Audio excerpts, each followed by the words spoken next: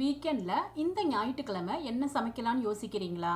அப்ப மணக்க மணக்க ரொம்ப ருசியா ரொம்ப சாஃப்டா இருக்கக்கூடிய கோலா உருண்டைகளை எல்லாம் எண்ணெயில போட்டு ஃப்ரை பண்ணாம உடையாம இந்த சிக்கன் கோஃப்தா கறியை ரொம்ப ஈஸியா செஞ்சிடலாம்.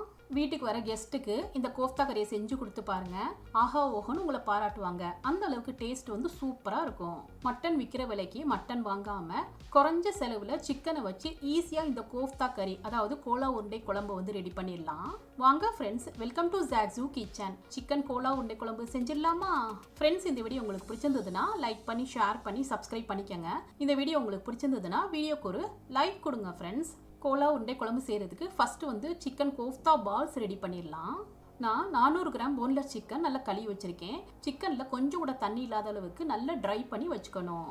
இப்போ மிக்ஸி ஜாரில் 1/4 கப்பு வந்து பொட்டுக்கடலை சேர்த்துக்கிறேன். இது கூடவே 1 டீஸ்பூன் கசகசா சேர்த்துக்கணும். இதை நல்லா நைஸாக இந்த மாதிரி பவுடர் அரைச்சிக்கணும். ஃப்ரெண்ட்ஸ், இதில் நம்ம கசகசா சேர்க்குறப்ப இந்த கோஃப்தா பால்ஸ் வந்து நல்ல வாசமாகவும் நல்ல சாஃப்டாகவும் இருக்கும்.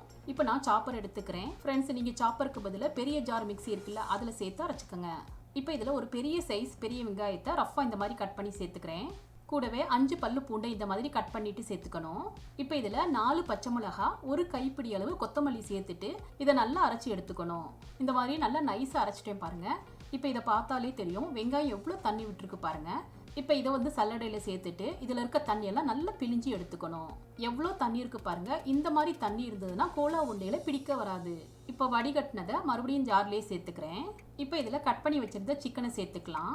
இப்போ இதில் நம்ம ஏற்கனவே பவுடர் பண்ணி வச்சிருந்த பொட்டுக்கடலை கசகசா பவுடரை வந்து சேர்த்துக்கலாம். இது கோலா உருண்டைகளை ஈஸியாக பிடிக்கிறதுக்கு பைண்டிங்காக ஹெல்ப் பண்ணும். இப்போ இதில் கொஞ்சம் மசாலா பொருட்களை எல்லாம் சேர்த்துக்கலாம். சால்ட் 1/2 டீஸ்பூன், கூடவே மிளகாய் தூள் 1 டீஸ்பூன், மஞ்சள் தூள் 1/4 டீஸ்பூன், மல்லித்தூள் 1 டீஸ்பூன், சீரகத்தூள் 1/2 டீஸ்பூன், கரம் மசாலா 1/2 டீஸ்பூன். இந்த அளவுக்கு கொஞ்சமாக பட்டர் சேர்த்துக்கலாம். ஃப்ரெண்ட்ஸ், பட்டர் சேர்க்குறப்ப கோஃப்தா பால்ஸ் ஹார்டாக இல்லாமல் ரொம்ப ரொம்ப சாஃப்டாக இருக்கும். இப்போ இதை வந்து ரொம்ப மையாக நைஸாக அரைக்காமல் கொஞ்சம் ஓரளவுக்கு குறகுறப்பாக அரைச்சிக்கலாம். பாருங்கள் ஃப்ரெண்ட்ஸ், இந்த மாதிரி தான் அரைச்சிக்கணும். இப்போ இதை ஒரு பவுலுக்கு மாற்றி வச்சுக்கிறேன். இப்போ கைகளில் கொஞ்சம் ஆயில் அப்ளை பண்ணிவிட்டு கைகளில் கொஞ்சமாக எடுத்துட்டு இதை வந்து உருண்டைகளை உருட்டிக்கணும். உங்களுக்கு எந்த ஷேப்பில் எந்த சைஸில் வேணாலும் சிறுசாவோ பெருசாவோ எப்படினாலும் நீங்கள் உருட்டிக்கலாம். நான் இந்த சைஸில் எல்லா பால்ஸையுமே உருட்டி எடுத்துக்கிட்டேன். 400 கிராம் சிக்கனுக்கே 14 பால்ஸ் வரைக்கும் கிடச்சிருக்கு பாருங்க. இந்த பால்ஸை எல்லாம் நம்ம எண்ணெயில் பொரிக்காமல் நம்ம அப்படியே தான் கிரேவியில் சேர்க்க போகிறோம். கிரேவியில் சேர்க்கறதுக்காக ஒரு ஒயிட் பேஸ்ட் ஒன்று ரெடி பண்ணிடலாம். அதுக்காக நம்ம வந்து 10 முந்திரி பருப்பை கொஞ்சம் தண்ணி சேர்த்து 10 நிமிஷத்துக்கு ஊற வச்சுக்கிறேன்.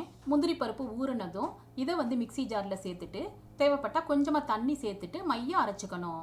இப்போ இந்த அரைச்ச பேஸ்ட்டோட 3/4 கப்பு தயிர் சேர்த்துட்டு இதையும் ஒரு சுற்றி எடுத்துக்கலாம். இப்போதைக்கு இந்த ஒயிட் பேஸ்ட்டை தனியாக எடுத்து வச்சுக்கலாம். இப்போ கிரேவி செய்ய ஸ்டார்ட் பண்ணிடலாம். அடுப்பில் பேன் வச்சுட்டு நான் 3 டேபிள் ஸ்பூன் எண்ணெய் சேர்த்துக்கிறேன். நான் வீடியோக்காக கொஞ்சம் கூடவே எண்ணெய் சேர்த்துருக்கேன். நீங்கள் எண்ணெயை வந்து கொஞ்சம் கம்மியாக சேர்த்துக்கங்க. இப்போ இந்த எண்ணெயில் பட்டை 2, 4 கிராம்பு, 4 ஏலக்காய், 12 மிளகு சேர்த்துக்கலாம்.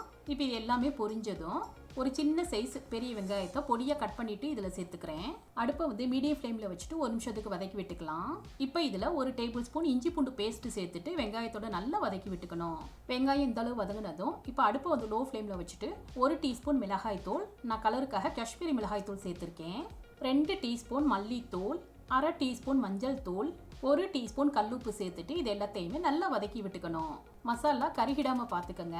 மிக்ஸி ஜாரில் ஒரு பெரிய சைஸ் தக்காளியை இந்த மாதிரி ரஃப்பாக கட் பண்ணி சேர்த்துட்டு இதை நல்லா நைஸாக அரைச்சிட்டு இப்போ இந்த பேஸ்ட்டை வந்து இதில் சேர்த்துக்கணும். தக்காளி அரைச்ச மிக்ஸி ஜாரில் கொஞ்சமாக தண்ணி சேர்த்து அலசிட்டு இப்போ இதில் சேர்த்துக்கலாம். தக்காளி பேஸ்ட்டை இந்த மசாலாவோட நல்லா கலந்து விட்டுக்கணும். மசாலாவோட பச்சை வாசம் போகிற வரைக்கும் இதை ஒரு 3 நிமிஷத்துக்கு குக் பண்ணிக்கலாம். இப்போ பார்த்தீங்கன்னா மசாலா நல்லா குக் ஆகி எண்ணெய் மேலே நல்லா பிரிஞ்சு வந்திருக்கு பாருங்க. இப்போ இந்த கிரேவியில் நம்ம ஏற்கனவே அரைச்சி வச்சிருந்த ஒயிட் பேஸ்ட்டு அதாவது முந்திரி பருப்பு தயிர் பேஸ்ட்டை சேர்த்துக்கலாம்.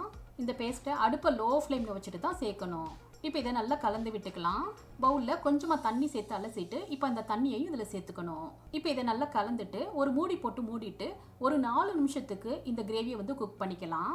ஃப்ரெண்ட்ஸ், உங்களுக்கு குழம்பு அதிகமாகிடும்னா கொஞ்சம் தண்ணி கூடவே சேர்த்துக்கோங்க. இப்போ ஒரு 4 நிமிஷம் ஆயிடுச்சு. மூடியை ஓப்பன் பண்ணிடலாம். இப்போ பார்த்தீங்கனாலே தெரியும் கிரேவி நல்லா வற்றி திக்காகி எண்ணெயெல்லாம் மேலே நல்லா பிரிஞ்சு வந்திருக்கு பாருங்க. இப்போ இந்த ஸ்டேஜில் இந்த கிரேவிக்குள்ளே நம்ம ஏற்கனவே உருட்டி வச்சுருந்த பால்ஸ் எல்லாத்தையுமே ஒவ்வொன்றா சேர்த்துக்கலாம். பால்ஸ் எல்லாத்தையும் சேர்த்ததும் இதை நம்ம உடனே கிளறி விட்டுறக்கூடாது. இதை அப்படியே வச்சிடணும். ஒரு மூடி போட்டு மூடிட்டு அடுப்பை வந்து லோ டு மீடியம் ஃப்ளேமில் வச்சுட்டு 4 நிமிஷத்துக்கு இந்த கோலா உருண்டைகளை குக் பண்ணிக்கலாம். இப்போ 4 நிமிஷம் ஆயிடுச்சு, மூடி ஓப்பன் பண்ணிடலாம். பார்த்தாலே தெரியும் பால்ஸ் வந்து ஒரு சைடு குக் ஆயிடுச்சு பாருங்க. இப்போ ஒரு ஸ்பேட்லா யூஸ் பண்ணி இந்த எல்லா பால்ஸையும் மறு சைடு திருப்பி விட்டுக்கணும்.